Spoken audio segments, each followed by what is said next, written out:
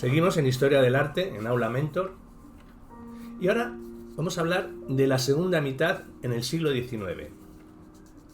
Empecemos con el impresionismo.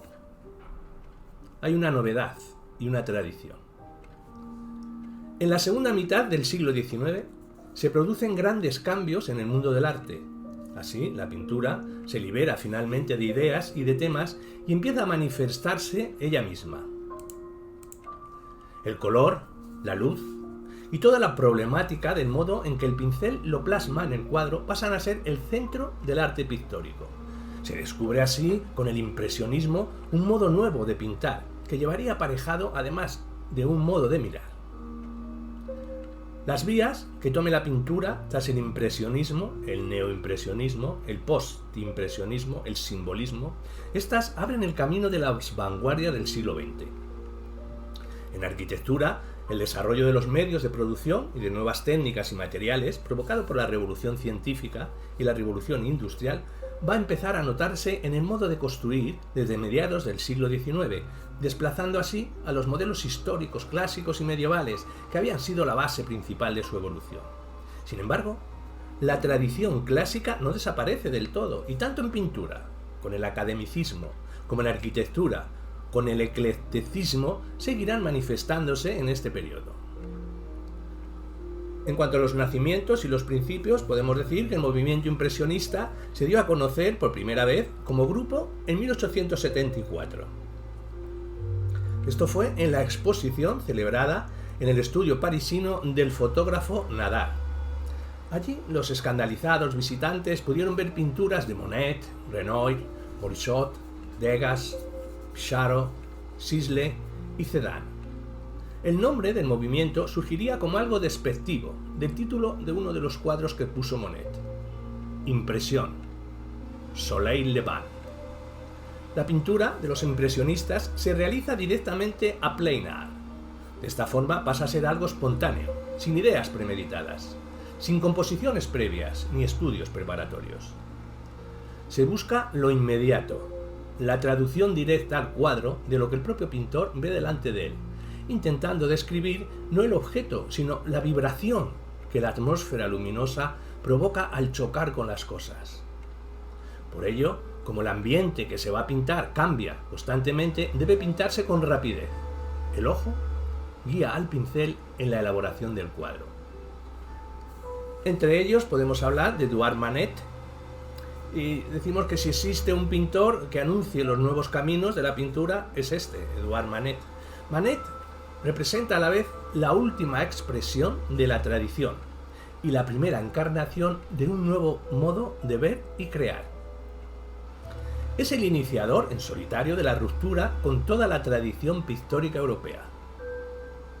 Ruptura que representa una reinterpretación profundamente innovadora de la tradición clásica, hecha desde la admiración y el profundo estudio de los grandes maestros de la pintura, hecho que no le impide neutralizar y adoptar sus logros en beneficio de unos planteamientos pictóricos nuevos. Manet plantea una serie de nuevos modos de pintar en su forma de abordar los temas: la luz, la composición, el espacio y el color, por lo que causó admiración entre los impresionistas, quienes le consideraron su maestro. Claude Monet, que es distinto a Eduard Manet, en él encontramos no solo al líder del movimiento impresionista, sino al definidor verdadero del impresionismo, y al único de ellos que siempre fue verdaderamente fiel a sus principios. El paso del tiempo y su influencia en los objetos es el tema de fondo de los pintores impresionistas y sobre todo de Monet. Los cambios de la luz en la atmósfera y su efecto en el aspecto de un paisaje o un edificio según las horas del día y según en qué estación del año se produzcan serán motivo de estudio para Monet, al que no le importa a qué tipo de objeto le corresponda al color. La variedad y riqueza de los matices de la luz cayendo sobre los objetos en distintos momentos son para él una fuente inagotable de sensaciones ópticas que plasma en sus cuadros con una técnica, no solo necesariamente rápida, sino llena de pinceladas infinitas que buscan recoger los matices de la luz y de sus reflejos. En cuanto a otros impresionistas, podemos decir que pocos pintores impresionistas tomaron tantas alternativas como Pierre-Auguste Renoir. Este no es solo un pintor de paisajes, sino que también le atrae la fiesta, el baile, los grupos de gente. Es el más influido por lo clásico y admirador de los grandes maestros coloristas, desde Tiziano hasta Delacroix. Renoir es sobre todo el pintor de la mujer y de la figura humana al aire libre, de forma individual o en grupo. Edgar Degas parece contradecir al resto de los impresionistas pintando interiores y escenas urbanas. Es impresionista por su técnica y su mundo. A diferencia de sus compañeros impresionistas que prefieren el aire libre del campo, él está en la ciudad. En ella surgen sus mágicas escenas cuya luz no es la del día, sino la de los focos, de las bambalinas que iluminan actores, bailarinas y músicos, y de los que Degas capta verdaderas instantáneas. En cuanto al neoimpresionismo o divisionismo, podemos decir que este, también llamado puntillismo, contradice totalmente la manera de pintar impresionista. Destacamos a Georges Seurat y Paul Signac, que llevan al extremo la aplicación de las teorías sobre la luz y los colores. Para ello, utilizan una pincelada que analiza y separa meticulosamente los distintos tonos, dando como resultado obras realizadas a base de infinitos y precisos toques. El divisionismo se manifestó por primera vez en la obra de Seurat Bañistas, en Asnières, de 1884. Esta pintura representa la muerte del impresionismo. La expresión pintada de la sensación visual que antes el pintor captaba con espontaneidad, rapidez y dinamismo pasa a ser algo que se realiza muy lenta y meticulosamente, dado que se quiere aplicar con exactitud cada pincelada y cada tono. La pintura se convierte así en algo racional y científico, contradiciendo, salvo en lo que respecta al color, las pretensiones originarias de la pintura impresionista. Del post-impresionismo podemos decir que tras la corta experiencia divisionista, la obra personal de 4 pintores formados en el impresionismo, como fueron Paul Cézanne, Paul Gauguin, Vincent van Gogh y Henri de Toulouse-Lautrec, estos constituirán la base de las diversas vanguardias pictóricas que surjan a comienzos del XX. La obra de estos 4 pintores va a representar el rechazo y la superación de los principios impresionistas y la vuelta al cultivo de la solidez, de la forma, que lleva a resultados diversos que se sitúan entre lo expresionista, la recuperación del dibujo y la simplificación de los volúmenes. Podemos nombrar a Paul Cézanne, que es uno de los pintores que más lejos llegará en la apertura de nuevos caminos a la expresión pictórica y que, partiendo de los logros del impresionismo, va más allá de lo espontáneo, visión de la realidad, buscando la esencia de la misma, la estructura con la que está construida, lo que le llevará hacia una representación a base de volúmenes cada vez más simples. El resultado es una pintura de planos muy marcados, que definen figuras geométricas casi puras, inaugurando un nuevo modo de ver cuyas consecuencias finales serán visibles en el cubismo. Cézanne independiza el hecho de pintar tanto del modelo como de la impresión visual, y en eso inaugura un nuevo concepto del arte pictórico, donde lo que importa es el plano del propio cuadro y su configuración a base de colores y formas agrupadas, sin referencias externas a modelos o al mundo que se percibe. De Vincent van Gogh podemos decir que la obra de este está teñida intensamente de la sustancia de su impulsiva y apasionada personalidad. Buscó incansable el sentido de su vida en lo religioso y en la dedicación a los problemas sociales, y acabó encontrándolo en la pintura. Fue en París donde entró en contacto con los impresionistas, realizando una obra colorista y alegre. Más adelante se trasladó a Arles, donde descubre la luz y estudia a Millet y Delacroix. durante toda su obra, Van Gogh está intentando mostrarnos la intensidad de sus sentimientos a través de marcadas y tensas pinceladas, con las que acaba dando una enorme vida y fuerza expresiva a todo lo que pintaba. Más bien dibujaba con el pincel. Los cielos estrellados, los trigales, los cipreses, lirios, rostros, etc. Todo se curva y estremece ante el fuerte torbellino de sentimientos que surgen de su interior. Una alucinada visión y un expresivo y movido flujo invaden cada pincelada de colores puros, vibrando junto a muchas otras.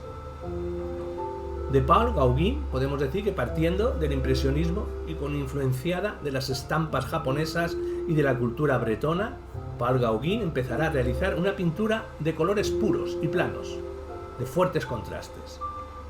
En sus cuadros busca la simplicidad y el primitivismo de las formas y las figuras, a las que encerrará en contornos continuos.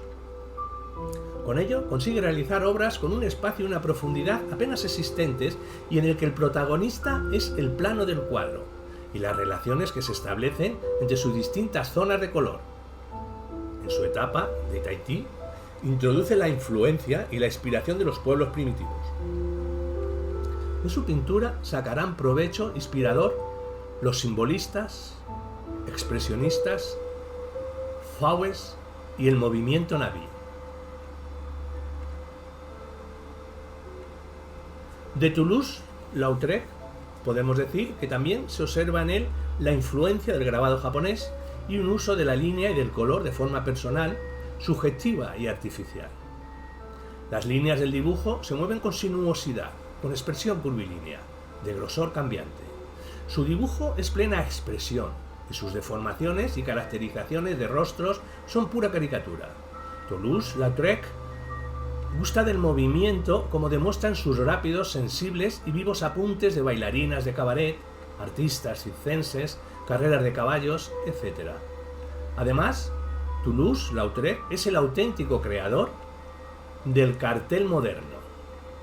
En él encuentra un medio ideal para desarrollar su arte sintético de formas claramente dibujadas, llenas de color plano y delimitado por líneas movidas y vivas.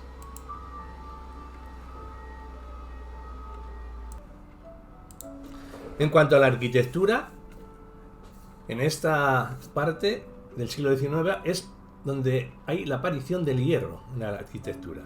Los primeros ejemplos de la aplicación de los nuevos materiales industriales a la construcción las encontramos ya en Inglaterra, de la segunda mitad del XVIII, y se refiere a cubiertas, cúpulas y puentes colgantes y de arco. El puente de hierro fundido de Coalbrook, levantado en 1777-79 sobre el río Severn, es el primer ejemplo del uso de las posibilidades del hierro en una obra de ingeniería, construido por Abraham Darby. Inaugura un nuevo tipo de estructura abierta y ligera. A partir de este primer ejemplo, que abre el periodo inicial de aplicación del hierro como material de construcción, irán realizándose nuevas aplicaciones que demostrarían las amplias posibilidades que aquel ofrecía. De esa manera, el hierro se empezó a aplicar en la construcción arquitectónica, buscando muchas veces una prevención contra el fuego, casi siempre como elemento aislado o complementario de edificios historicistas. En cuanto a los cambios estéticos y funcionales, podemos decir que durante la primera mitad del XIX los nuevos materiales empezaron a aplicarse en todo tipo de construcciones. Tras los iniciales tanteos y balbuceos de la arquitectura del hierro, es desde mediados del XIX cuando se empezaron a manifestar con fuerza evidente las amplias posibilidades de este nuevo material y cuando además empiezan a desligarse de las formas del pasado histórico y a admitir la nueva estética que surgía de la viga, la columna, el remache, etc., mostradas al desnudo.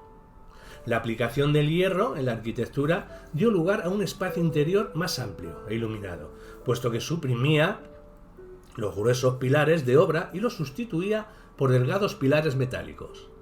Además, el esqueleto interno de hierro acabó dando lugar a un cambio radical: el muro externo, que se transformará en un simple elemento de cierre. De las exposiciones industriales podemos hablar que en el ámbito donde se produciría la manifestación ya clara de la nueva arquitectura fueron las exposiciones industriales. La primera exposición universal, celebrada en Londres, 1851, se albergó en un único y enorme edificio de hierro y cristal, el Palacio de Cristal, que representa tanto la culminación de toda la experiencia acumulada en la utilización del hierro y del vidrio, como todas las posibilidades que se abrían en el porvenir. Su autor, el jardinero y constructor de invernaderos Joseph Paxton, utiliza elementos de hierro combinados con el vidrio. Asombra no tanto la técnica utilizada por Paxton, sino el gran tamaño del edificio y la enorme rapidez con la que fue levantado. Al modelo que creó Paxton seguirán notables ejemplos en toda Europa, pero la arquitectura del hierro alcanza la cumbre de su primera fase de desarrollo en dos construcciones surgidas en la Exposición Mundial de París, de 1889. Sería la Galería de las Máquinas de Duret y Contamine y la Torre Eiffel. En cuanto a la Escuela de Chicago, es a partir de esos logros cuando los posteriores desarrollos de la arquitectura basada en la estructura metálica y hay que buscarlos en América. En la última década del 19, la denominada Escuela de Chicago conseguiría iniciar una nueva línea evolutiva basada en edificios que logran un gran desarrollo en la altura y un aprovechamiento máximo del espacio urbano a partir de la estructura interna de acero y de la aplicación masiva e indispensable del ascensor, logrando así que nazca un nuevo tipo de ciudad. Y de la arquitectura ecléctica, tras una primera mitad del 19 ocupada en la reutilización pura e individualizada de cada uno de los estilos históricos, principalmente los grecolatinos y los medievales, la segunda mitad del 19 y principios del 20 va a ser la época en que dichos estilos se utilicen de forma conjunta para crear edificios donde podemos encontrar un auténtico repertorio de formas históricas. Sin duda, el eclecticismo es una de las corrientes más extendidas y potentes del siglo XIX, que definen totalmente las contradicciones de esa época. La obra emblemática de la arquitectura ecléctica es la Ópera de París, concebida por Charles Garnier en 1861, en el contexto de las reformas urbanas dirigidas por Haussmann.